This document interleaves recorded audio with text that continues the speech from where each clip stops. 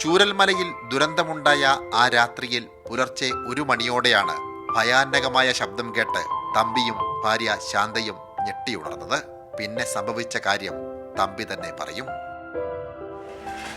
ഒരു മണി ഉണ്ടാവും തോന്നുന്നുണ്ട്. അപ്പോൾ എന്തോ ഒരു സൗണ്ട് ഇങ്ങനെ കേൾക്കുന്നുണ്ട്. ഭാര്യ പറഞ്ഞ് സൗണ്ട് എന്തോ പുറത്ത് എന്തോ സംഭവിക്കുന്നുണ്ട്, നിങ്ങൾ എനിക്കെന്ന് പറഞ്ഞു. ഞാൻ പറഞ്ഞ് കാറ്റാണ് ഉണ്ടാകുന്നിരിക്കുക. ഞാൻ എണിച്ചില്ല. പിന്നെ അവൾ ഓടി വന്നിട്ട് പറഞ്ഞ് എനിക്കെന്ന് പറഞ്ഞു. അങ്ങനെ എണിച്ചിട്ട് ഈ വാല് വന്ന് തുറന്നു. ഞാൻ ആദ്യം ടോർച്ച് കയ്യിൽ വെച്ചുകൊണ്ട് ഈ വാല് തുറന്നപാട് ഒറ്റ അടിയാണ് വെള്ളം അങ്ങോട്ട് മേലേക്ക് ഇവിടം വരെ തെറിച്ച്. അതിൽ പിന്നെ അങ്ങോട്ട് ഓടി ആ കോണി കൂടെ കയറിയിട്ട് മേലെ പോയി നിന്നപ്പോൾ ഇവിടെയൊക്കെ ആകെ മൊബൈൽ വെളിച്ചം മാത്രമേ ഉള്ളൂ. അത് ആ വീട്ടിലത്തെ ഒരു വെളിച്ചമുണ്ട്. ആ വീട്ടിലത്തെ വെളിച്ചം ഇങ്ങോട്ടാണ്.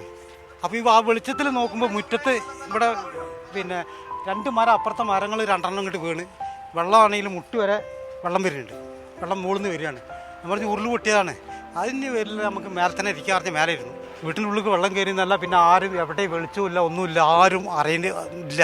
എവിടെ ഒരു ഇതും കേൾക്കില്ല. ഈ വെള്ളത്തിൻ്റെ ശബ്ദം, ഈ കല്ലൊക്കെ അങ്ങനെ മേലോട്ട് നമ്മൾ പന്ത് തട്ടുമ്പോൾ തട്ടിക്കൊണ്ട് വരിക.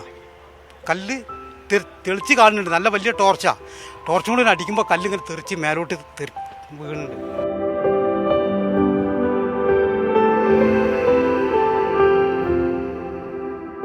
സംഭവശേഷം ആദ്യമായി വീട്ടിലെത്തിയ തമ്പിക്ക് വീടിന്റെ നിലവിലെ അവസ്ഥ കണ്ട് ദുഃഖം നിയന്ത്രിക്കാനായില്ല.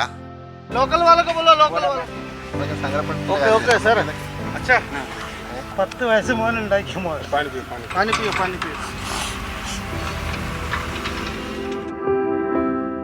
സ്വന്തമായി ഉണ്ടായിരുന്ന 60 സെന്റ് പുരയിടം പൂർണ്ണമായും ഉരുളെടുത്തു.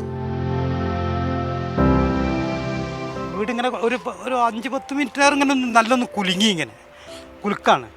ആ കുലുക്കത്തിൽ പിന്നെ ഞങ്ങൾ അവിടെ മാറിയിരുന്നത് പിന്നെ വെള്ളം വേണമെന്ന് പറഞ്ഞു ഞാൻ. അപ്പോൾ അവിടെ ബക്കറ്റിൽ പിടിച്ച് വെച്ച വെള്ളം ഉണ്ടായി. ആ വെള്ളത്തിൽ ഒരു കപ്പ് മുക്കി തന്ന് അത് വെള്ളം കുടിച്ച് അങ്ങനെ തന്നെ ഇരുന്ന് ഞാൻ പിന്നെ ഒന്ന് ടോർച്ച് അടിച്ച് നോക്കുമ്പോൾ വീടുകളൊന്നുമില്ല.